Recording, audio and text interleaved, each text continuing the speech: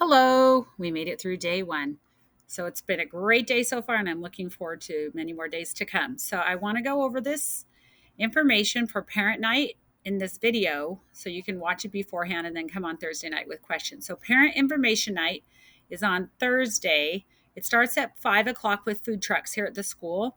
At 5:30, you can go into the eat-in hall or multi-purpose room to have a meeting with the PTA, and at 6 o'clock we'll start classroom session 1, and at 6:30 classroom session 2. So after watching that video, this video that I'm making right now, I haven't done this for a long time, you can come with any questions you have or concerns or anything else you want to discuss to our parent information night to get more clarification and see the classroom and the work that your children have been working on these past few days. So let's go ahead and start. So my name is Mrs. Mahoney. I met a lot of you today. Today is the first day of school, Tuesday. I wore my bright yellow shirt so the kids would be able to see me.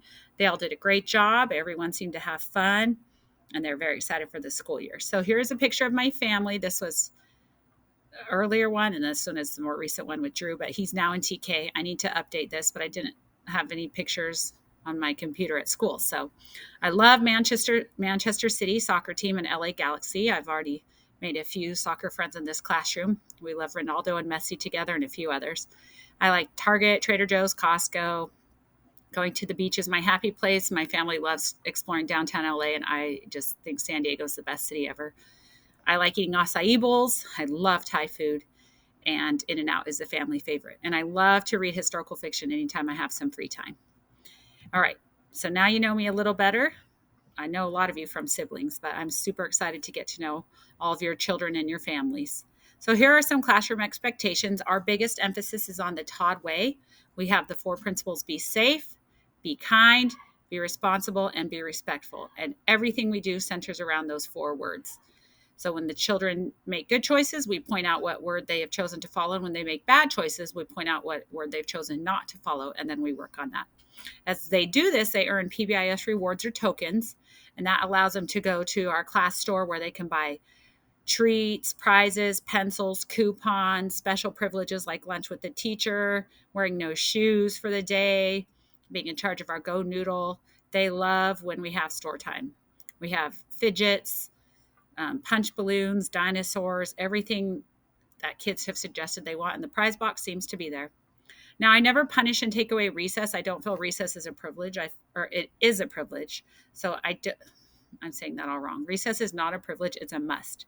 The kids must have that break to go out, to fellowship with their friends, to enjoy some time out of their desk and out getting exercise and motion. Now, with that being said, sometimes instead of getting free choice at recess, they do have to walk the track and think about choices they've made. If that happens, I will be in contact with parents to let them know what's going on and why their child was asked to walk the track versus have free play. But they always will be outside and moving and getting exercise and enjoying themselves, having a break for the bathroom. First recess, we always have opportunities to have a snack, and we're really trying to utilize that break to get our restroom times in. And I know that'll take a while to learn, but eventually they'll get the idea that they need to go to the bathroom during a break time and hopefully not during class. All right. So they can go to the bathroom anytime they want during classes, but they do get rewarded when they go during their break times only. And we never go longer than 1 hour without a break time. So it's not that hard. Homework policy. I don't love homework. This is a poem I just, no, no, no, no, no, no, no. Homework with worksheets just is a time filler. They don't learn a lot. Oftentimes the sheets are done incorrectly and they struggle with it. And we get most of what we need to done in class, but I do ask that each night parents read with their children. You'll be getting a homework folder. I'll go over this more parent night where you can see it bigger, but every child will bring home a folder. This happens to be Massimo's that I grabbed. Inside, they'll have a welcome sheet, which they can color and decorate. This will be a special oral language project for the first week. Super easy, don't stress. Here's words they should practice. They should be able to read most of these words so they can practice those each night and read them.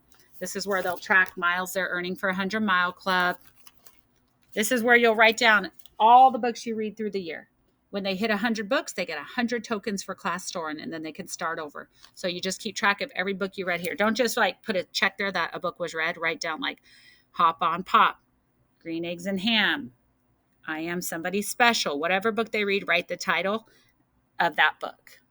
This is our spelling patterns of what we're going through in class during the week and all the things we'll be practicing for spelling. We'll do spelling activities every day. And then on Friday, they will have a spelling quiz. It's usually 5 questions, and it shows them a word and says which one is spelled correctly so that they see the word and they can visually know how to spell it. You'll have a fluency paper. There's a letter right here to tell you how to do fluency. Each night you'll time them reading for 1 minute and see how many words per minute they read. And then on the back of that same sheet, there's questions for each day. Like Monday has a question, Tuesday has a question, and then the parent's initial at the bottom.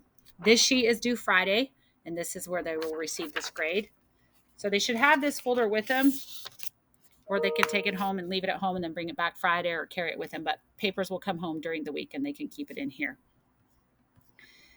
I just feel that we make time for what we value. And if we value reading, we must make time for reading. So that's why reading is the emphasis. If your child is a great reader, then 20 minutes is going to fly by. If your child struggles with reading, that 20 minutes is essential. And you might even want to double that to 40 minutes, break it up throughout the day.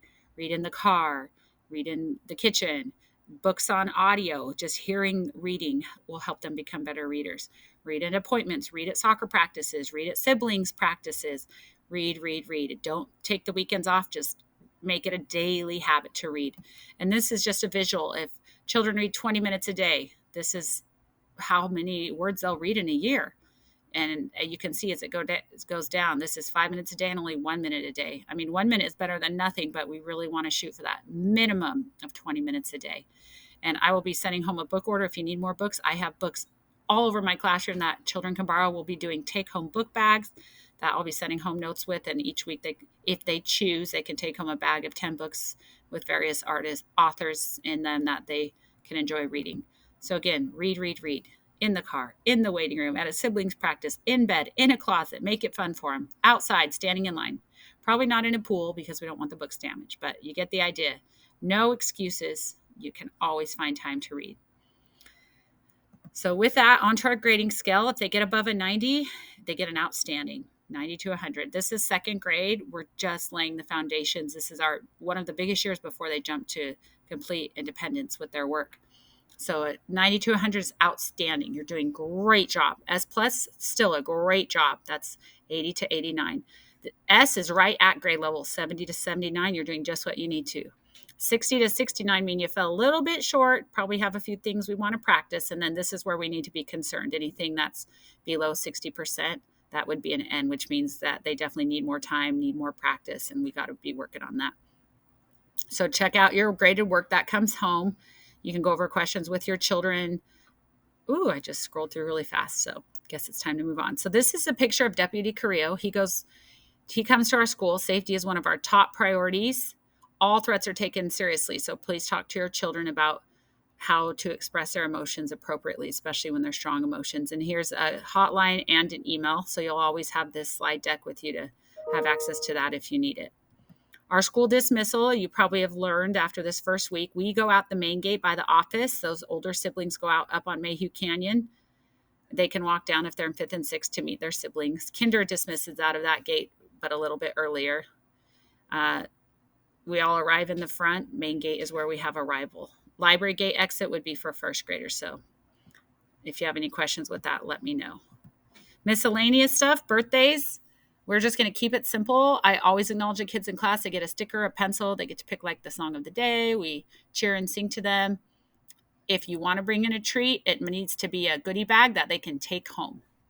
So any kind of goodie bags to take home, but please don't send in edible food because there are allergies and the school's policy is just nothing that they would be eating during class time or in class. We will still have occasional parties for this and that, but it'll be a whole class one where everything has been checked for any allergies. PTA, please join. I love winning the PTA contest. And last year, one of my students won the Disneyland ticket. So that was really exciting. So it's $10 per person. If you don't have cash on hand, you can Venmo me and I will turn it in for you. I usually do that. I just write, all the parents Venmo me and I write one big check. And when you do that, you get a Todd lanyard and your child does. And trust me, they all want their lanyards when the time comes. And they can hang their picture ID card on it. If you want to join PTA 2 or 3 times and have more lanyards, you're welcome to do that. Snacks come in every day. We eat them at first recess. The kiddos always get hungry. So even if they say, I don't eat my snack, always just have something in there like a granola bar that doesn't need to be eaten that day, that it won't rot, but that stays there for them to enjoy. Smartwatches, smartphones, all these smart things that kids have nowadays, they need to be turned off and in their backpack. So if they do want to wear like an Apple Watch, I know some have these, just make sure that none of the smart apps are turned on just for telling time. And even then, it's probably better just to get a basic watch that isn't pricey or valuable, because they do get damaged and hurt and lost and taken off. So we just leave all those things turned off and in our backpacks. Again, with the lanyards, they must be worn at all time once we get our student pictures and IDs. Those have barcodes on them for scanning both in the cafeteria and when we run 100-mile club. So for safety and ease with a lot of the programs, make sure they're wearing the lanyards.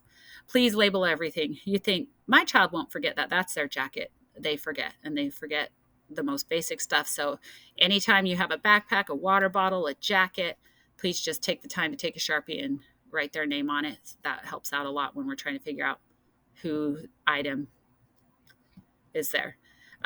Wish list, we just did a project. We funded it for this class already. So woohoo. I don't do those very often, but every now and then when there's a match for donors to choose, it's hard to resist. But sign up geniuses will go out whenever there is a need for the class, or when parties are coming up, or when we're running short on supplies. So watch for those. Sometimes I keep an Amazon wish list going just with little items on there. And if you have it at home and you see it on the wish list, just feel free to send it in or order through Amazon if that's easier. If you have points and whatever, it's always nice. My class is usually well stocked. Whatever we don't have, I either get or people donate. This is one of the most generous communities. I've taught at Todd since its opening, and it's just an amazing school. And I love the relationships I've made and the amazing community that this is. So this is my 23rd year of teaching. But I've only done parent information on video 3 or 4 of them. So I'm still getting the hang of that. But we're going to have an awesome year. I'm so excited to have parent volunteers back in. So if you're able to volunteer, just shoot me an email stating what day and time you would like to come in and what you'd be interested in doing. I like parents to work with children. I have so many games that sometimes just need an adult to help manage and run. Reading groups with kids where you're kind of the mentor in the reading group as they read to help manage and monitor, photocopying, all those good things. So let me know. If you have any questions, now's the time. Pause the video, go back, re-listen to me, write it down. You can send me an email in advance or ask me the night of. I still would like everyone to come so that you can see all the work your children has done and just kind of be in this classroom. I can get to know you. You can get to know me. We can have some fun just being back together in person with things. So I'm trying to think if there's anything else. Nothing's coming to mind, but I'm sure you guys will have a lot of questions. We'll work on a lot of social emotional skills through the year.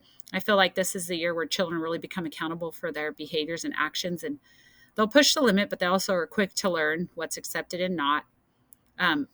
One thing, the kids like to use the word bullying a lot. It's kind of a overused word, but I keep emphasizing and teaching them that bullying means being mean on purpose over and over again. So we call it boo. So if someone's mean to them on the playground, instead of being bullied, I try to teach them someone was mean to me. And then we talk about what we could do different, how we can respond. Now, if that same child keeps being mean to them on purpose over and over again, then that's definitely a bullying issue, and that needs to be brought to my attention. If your child's not sure, always bring it to my attention, and we'll work it out and talk about whatever's upsetting them or bothering them. And we talk about making good choices on a daily basis in here. Every time we come in from recess, we talk about things we observed, things we'd like to do better, things that hurt our feelings, things that we notice that were positive, that we want to emulate. And we really just try to make this a huge year for social emotional growth. I always try to tell the children, when you have a problem, come to me with your solution, not your problem. So instead of saying, I'm bleeding, they could come to me and say, may I have a Band-Aid? I have an injury that I'd like to cover up. Or I don't feel well. I would like to have a drink of water. So they can explain to me what they hope I do to solve their problem. And it really makes them think. Like, instead of just stating my problem, I'm going to tell her how we can fix it. And then together we work on it. So there's a lot of growing up that happens. I adore these children already. They were so sweet today and so fun. And each one of them comes with such a unique personality. And I just can't wait to get to know each one of them on a personal level. If you ever have questions or concerns, I usually see my remind regularly. Sometimes I forget to open it, but generally it's the best way to contact me. I think we have 100% of our class on Remind, so congratulations, way to do that quickly. I hope we get to do a field trip this year.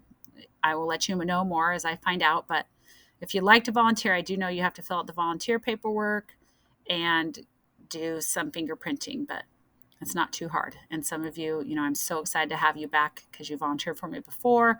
If you want to be a room mom because you love planning parties and helping carry those out, love when that happens.